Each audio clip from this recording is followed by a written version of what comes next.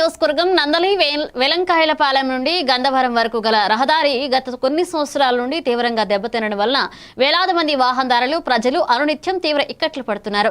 గత వైసీపీ ప్రభుత్వంలో ఈ రహదారికి మంజూరైన నిధులు పక్కదారి పట్టడం వల్ల ఈ రహదారి నిర్మాణ ప్రక్రియ అర్ధాంతరంగా నిలిచిపోయింది. అధికార కూటమి భాగస్వామిగా జనసేన పార్టీ ఈ రహదారిపై ప్రయాణిస్తున్న ప్రయాణికుల బాధలను గమనించి సుమారు 50 కిలోమీటర్ల మేర గల ఈ రహదారి మరమ్మతులకు సంకల్పించింది. ఈ కార్యక్రమంలో భాగంగా ఈరోజు ఇన్ఛార్జ్ పీవీఎస్ఎన్ రాజు సూచనల మేరకు 4 మండలాల ముఖ్య నాయకులు రోలుగుంట, రావికామతం, బుచ్చయ్యపేట, చోడవరం 50 కిలోమీటర్ల రహదారిని నిశితంగా పరిశీలించి ఎక్కడికక్కడ మరమ్మతులు చేశారు.